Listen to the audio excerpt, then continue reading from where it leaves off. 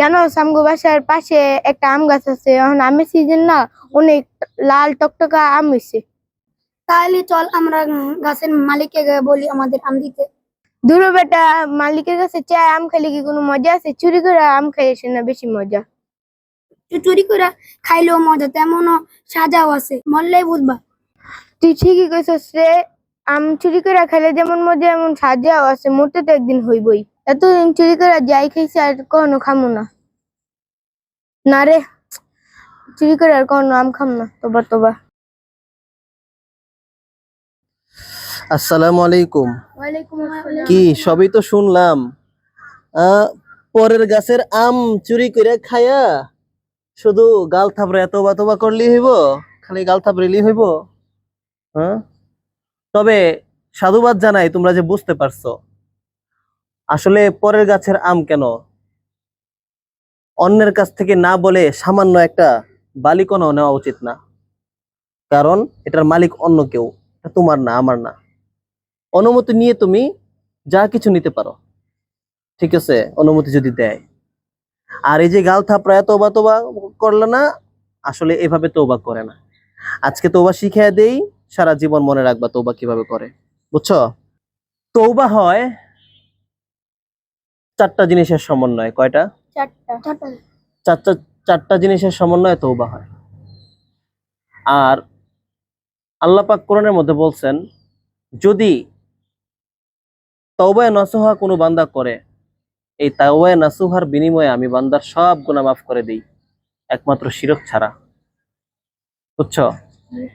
আল্লাহর সাথে শিরক করা ছাড়া যে কোনো গুনাহ বান্দা করে যদি তওবায়ে নাসুহা করে তাহলে আল্লাহ মাফ করে দেন। আরো একটা বিষয় আছে, সেটা হচ্ছে কি অন্যের হক। অন্যের হক যেটা, সেটা কিন্তু এই কাতারের বাহিরে। তাহলে তওবায়ে নাসুহা কি? প্রথমত হচ্ছে গিয়ে তুমি যে কাজটা করছো সেই কাজটা যখন বুঝতে পারবা যে এটা খারাপ কাজ, তখন তোমার ভিতরে অনুশোচনা কাজ করতে হবে। অনুশোচনা প্রথমত তোমার ভিতরে কি আসতে হবে? অনুশোচনা আসতে হবে। গেল এক নাম্বার। কয় নাম্বার গেল? এক নাম্বার। দ্বিতীয়ত হচ্ছে গিয়ে যে পাপটা করেছো সেই পাপটার প্রতি তোমার চিরতরে একটা ঘৃণা কাজ করতে হবে, ঘৃণা। 3 নাম্বার, এই পাপটা আর কোনোদিন করবা না এমন একটা সংকল্প, এমন একটা ইচ্ছা মনের মধ্যে লালন করতে হবে। প্রতিজ্ঞা করতে হবে যে আমি এরকম পাপ আর কোনোদিন করব না। চতুর্থ হচ্ছে গিয়ে চোখের পানি ফেলে আল্লাহ তাআলার কাছে মাফ চাইতে হবে।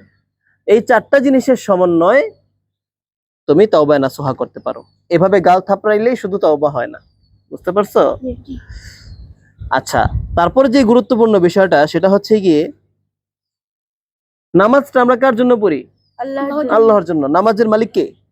আল্লাহ। রোজা রাখি যে, রোজার মালিক কে? আল্লাহ। কিন্তু আম গাছ লাগাইলো যে, এই আম গাছের মালিক কে? সে। এখন তুমি নামাজ না পড়লে, রোজা না রাখলে, যদি কোনোদিন নামাজ ছুটে গেছে, রোজা ছুটে গেছে, এই ভুল মাফ চায় নিলা কার কাছে? আল্লাহর কাছে। কিন্তু আরেক বেটার গাছের আম খায় তুমি যদি আল্লাহর কাছে মাফ চাও, হবে না। কারণ এটা অন্যের হক। যতক্ষণ না তুমি তার কাছ থেকে মাফ নিতে পারবা, যে ব্যক্তির গাছের আম খাইছো, যে ব্যক্তিকে কষ্ট দিচ্ছ, গালি দিচ্ছ, যেভাবেই হোক, অন্যের ক্ষতি যদি করে থাকো, তার কাছে গিয়ে মাফ চাইতে হবে। সে যদি মাফ করে তবেই আল্লাহ মাফ করবে, সে যদি মাফ না করে আল্লাহ মাফ করবে না। তার মানে চাবিটা হচ্ছে গিয়ে যাকে তুমি কষ্ট দিচ্ছ তার কাছে। কথা বুঝছো? এটার জন্য কিয়ামতের ময়দানে আটকাইতে হবে। এই জন্য যে ভুলই করছো চেষ্টা করবে ওই ব্যক্তিকে বলে মাফ চেয়ে নিতে, ঠিক আছে? এরকম আর কখনো করবা না। আর তাওবায়ে নাসুহা যেরকম বলছি এরকম ভাবে তওবা করবা, তাহলে তাওবায়ে নাসুহা হবে, ঠিক আছে?